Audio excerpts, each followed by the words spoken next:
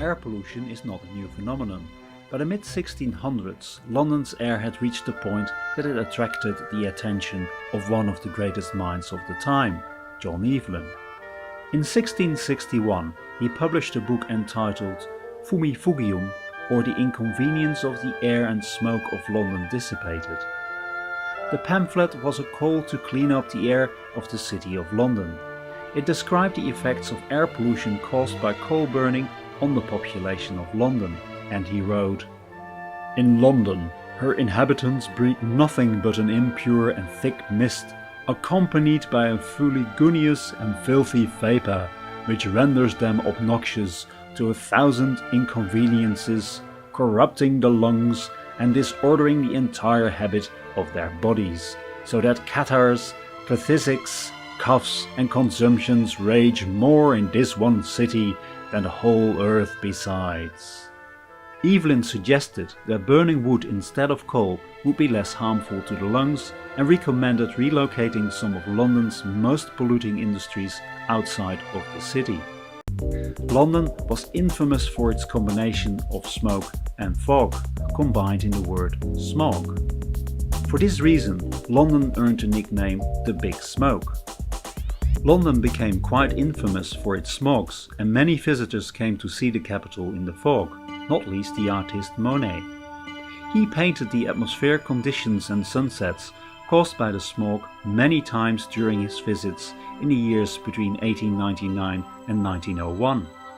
A recent study has shown that Monet's paintings of the Houses of Parliament were not created from his imagination, but that these were firmly based on actual observations made during the artist's visits to London. It is perhaps the earliest visual record of the great smogs of London. Notwithstanding its artistic qualities, the London smog could literally be a killer. A week of smog in 1873 killed over 700 people in London. During early industrialization, smoking chimneys, swinging cranes and melting furnaces were potent symbols of power, optimism and money. But progress had its price. During the 20th century, millions of people died of lung cancer and heart and respiratory diseases, due in main to the level of air pollution in major cities all over the world. Genes, inventions, power, black out the past. Forget the quiet cities, bring in the steam and steel, the iron men, the giants. Open the throttle, all aboard, the promised land. Pillars of smoke by day, pillars of fire by night, pillars of progress. Machines to make machines, production to expand production. Enough for tens, thousands, millions, millions, faster and faster, better and better.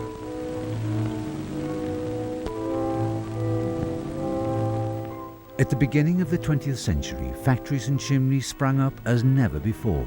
The burning of coal and oil increased wealth in an inferno of smoke, steam and soot.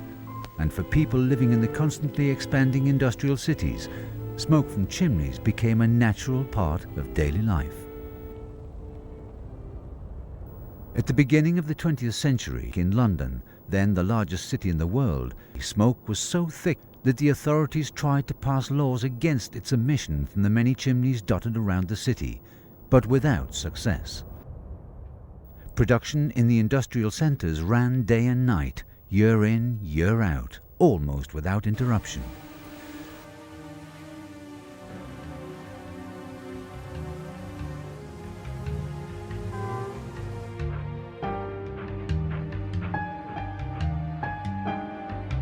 In the 1930s, people realized that smoke from chimneys is not just a sign of wealth and prosperity. For the thousands of tons of soot spreading out over all major cities was a huge economical burden to society. In England alone, 200,000 people were employed in laundries, and considerable amounts of money were spent on polishing windows of offices and public buildings. At the same time, people were growing more and more concerned about the health of their children, living literally in the shadow of the urban smoke. Few children get all the vitamin D that they need in their food, but they can make all that is necessary if enough sunlight falls on their skins. If they don't get enough sunlight, or enough vitamin, they will develop rickets and bad teeth. Now these children here are getting artificial ultraviolet radiation in order to protect them from rickets. It may be as good as real sunlight, but it's a great deal more expensive. Critical voices began attacking the consequences of industrial progress. Here's a sequence from an American documentary of 1939, which describes, among other things, life in the small industrial town of Donora in the state of Pennsylvania. Smoke makes prosperity, they tell you here. Smoke makes prosperity, no matter if you choke on it. We got to face life in these shacks and alleys. We got to let our children take their chances here with rickets, typhoid, TB, or worse. They draw a blank, the kids. They have no business here, this no man's land. This slag heap wasn't meant for them. There's poison in the air we breathe. There's poison in the river. The fog and smoke below ride up and choke us. The environment was really something that was normal for us because we grew up in it. We didn't see much sunshine here in Donora because of the way, there was so much smoke from the steel mill and from the zinc works. So this was going on all the time. I don't think we understood that there was sun and vegetation and beautiful surroundings that there were in many other parts of Of course, back in those days, a big day for us would be a trip to Pittsburgh, and Pittsburgh was highly polluted at that time also. It was not until serious accidents began to occur that people started realizing that smoke was more than just a hazard to their health. Smoke can also kill, as in the case of Donora in 1948. In the 5 days Donora was covered in smoke from local chimneys, 20 out of 12,000 inhabitants died, and a greater number grew sick. We know that almost half the town was affected, a little more than 40%, during the smog, had some kind of symptom. People in Europe were also experiencing serious pollution from smoke after World War II, and one of the largest cities most affected was London. Fog, the longest and thickest on record, brings Britain its darkest days since the blackout. Blanketing all parts of the country, it gives transport services an even bigger headache than bank holiday. Trains run hours behind time. In 144 hours of non-stop fog, 5 trains are in collision. Detonators laid on the rails signal the approach of oncoming trains. Despite everything, they still go through. The largest air pollution disaster in Britain was the Great London Smog of 1952. On December the 4th, 1952, an anticyclone settled over London. The wind dropped, the air grew damp, and an inversion layer trapped the air, which received smoke of 3.5 million chimneys and many industrial smokestacks. Visibility dropped to a few meters, and smoke levels rose 300%, and the sulfur dioxide levels rose by 700%. It is therefore hardly surprising that this led to around 4,000 deaths. The peak in the number of deaths coincided with the peak in both smoke and sulfur dioxide pollution levels. Smog. A portmanteau of smoke and fog, the word smog was coined at the beginning of the 20th century to describe the thick grey haze that covered cities such as London, Glasgow, and Edinburgh. This industrial smog was known to form when smoke from coal-burning home stoves and factories combined with moisture in the air. The London smog in the winter of 1952 developed into a catastrophe. During one single week alone, 4,000 inhabitants died in London. But the authorities denied that the countless small chimneys were the cause of it all, placing the blame on a flu epidemic instead. The government actually very cynically, Harold Macmillan, who was then the housing minister, who would go on to become the prime minister, said, ridiculous as it seems, we've got to look like we're doing something. Let's form a committee. I know we can't do much, but we can look like we're rather busy. And that very cynical expression in the cabinet of the British government carried the day. So they appointed a committee, and they even agreed to hand out thousands of perfectly useless cloth masks, knowing that they would do no good whatsoever against smog when it hit again. The London smog created an outcry. The inhabitants of London were gravely concerned that the catastrophe would repeat itself, and at public meetings, people demanded action be taken. Smoke has crept insidiously into our lives and bred a kind of apathy. The time has come when it must creep into our conscience. There let it breed not apathy, but action.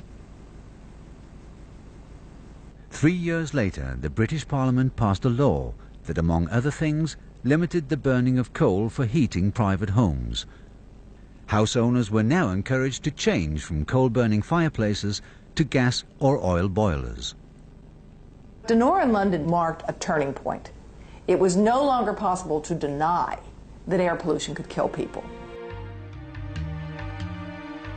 During the 1950s and the following decades, factories were moved from the cities to specially built industrial areas, where the chimneys grew taller and taller. Pollution from factories was reduced, though not significantly, but diluted in that it was spread over a larger area. At the same time, both housing and power stations in the big cities converted to burning oil and gas rather than coal, and consequently, air in the big cities was no longer as affected by thick chimney smoke. The reduction of domestic and industrial coal burning and the use of smokeless fuels led to a reduction in the levels of emissions of smoke and sulfur dioxide, which is one of the main contributors to acid rain. Between 1970 and 1994, emissions fell by 60%. Although these measures worked reasonably well, the smog problem disappeared from London and other European cities due to a change in fuel. The switch to gas heating and also using gas for electricity generation made this kind of smog a thing of the past. But a new type of pollution, however, had in the meanwhile become just as much a threat to the air in big cities around the world. This is the famous Los Angeles smog. The smog behind the LA panic was different. It was yellowish with a chemical odor. Since the city didn't burn much coal, its cause would remain a mystery until a chemist named Ari Hagenschmidt identified two culprits: volatile organic compounds, or VOCs, and nitrogen oxides. VOCs are compounds that easily become vapors and may contain elements such as carbon, oxygen, hydrogen, chlorine, and sulfur. Some are naturally produced by plants and animals, but others come from man-made sources like solvents, paints, glues, and petroleum. Meanwhile, the incomplete combustion of gas in motor vehicles releases nitrogen oxide. That's what gives this type of smog its yellowish color. VOCs and nitrogen oxide react with sunlight to produce secondary pollutants called PANs and trophospheric, or ground-level ozone. PANs and ozone cause eye irritation and damage lung tissue. Both are key ingredients in photochemical smog, which is what had been plaguing LA. In Europe, the ratio of one family, one car was doubled in the USA, and the emission of gases from cars covered the streets of big cities in a new type of photochemical smog, which posed a threat to public health. In 1970, Tokyo, one of the world's largest cities, was about to choke. In only 10 years, the number of vehicles had doubled 4 times over, and more than 500,000 people were affected by air pollution.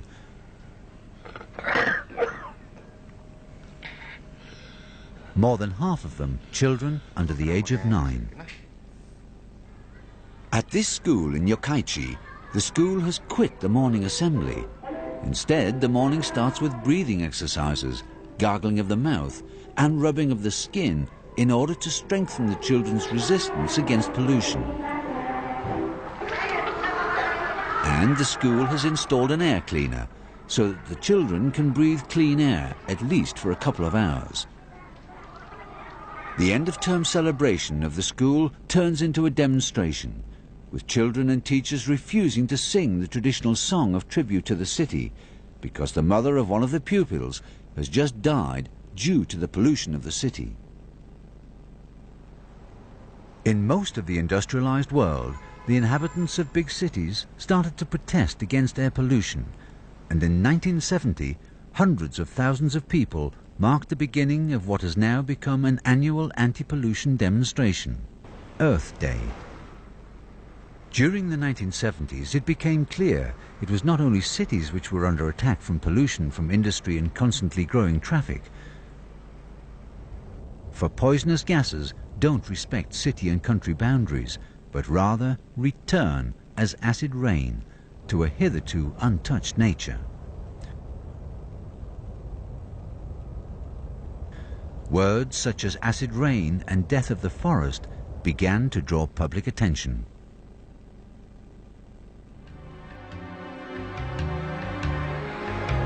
The impact on the forests of Europe was, however, not as drastic as first feared, and catalytic converters and increased emission standards for industry and traffic in the major cities improved air quality. During the next 20 years, the quantity of sulfur dropped to 1/10, and the so-called nitrogen oxides from the emissions of cars were also reduced, even though the increasing number of vehicles was an extra added factor. For the air in many large cities contained hazardous amounts of carbon monoxide, soot and particles, and despite the improvements, a city like Los Angeles was still heavily polluted by smog at the beginning of the 1990s.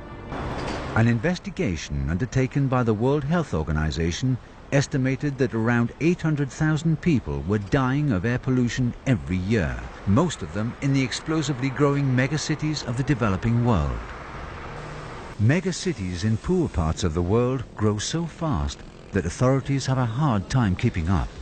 In Calcutta, India, pollution from local chimneys and vehicles are a burden to the lungs of inhabitants comparable with smoking 20 cigarettes a day. And in one of the most polluted cities in the world, Mexico City, the air is often thick with smog.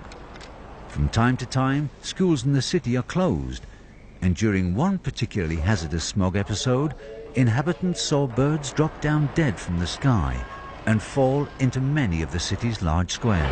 So why does smog affect some cities but not others? Both industrial and photochemical smog combine man-made pollution with local weather and geography. London's high humidity made it a prime location for industrial smog. Photochemical smog is strongest in urban areas with calm winds and dry, warm, sunny weather. The ultraviolet radiation from sunlight provides the energy necessary to break down molecules that contribute to smog formation. Cities surrounded by mountains, like LA, or lying in a basin, like Beijing, are also especially vulnerable to smog, since there's nowhere for it to dissipate. That's also partially due to a phenomenon known as temperature inversion, where instead of warm air continuously rising upward, a pollution-filled layer of air remains trapped near the Earth's surface by a slightly warmer layer above. Smog isn't just an aesthetic eyesore. Both forms of smog irritate the eyes, nose, and throat, exacerbate conditions like asthma and emphysema, and increase the risk of respiratory infections like bronchitis. Smog can be especially harmful to young children and older people, and exposure in pregnant women has been linked to low birth weight and potential birth defects. Secondary pollutants found in photochemical smog can damage and weaken crops and decrease yield, making them more susceptible to insects. Smog remains a major problem around the world. Countries like China and Poland that depend on coal for energy experience high levels of industrial smog. Photochemical smog and airborne particles from vehicle emissions affect many rapidly developing cities, from Mexico City and Santiago to New Delhi and Tehran. Governments have tried many methods to tackle it, such as banning cars from driving for days at a time. As more than half of the world's population crowds into cities, considering a shift to mass transit and away from fossil fuels may allow us to breathe easier. When industrialization seriously speeded up at the beginning of the 20th century, smoking chimneys were then the symbol of progress and wealth. Today, however, we're more than aware of the price to be paid for our progress, especially in the developing countries.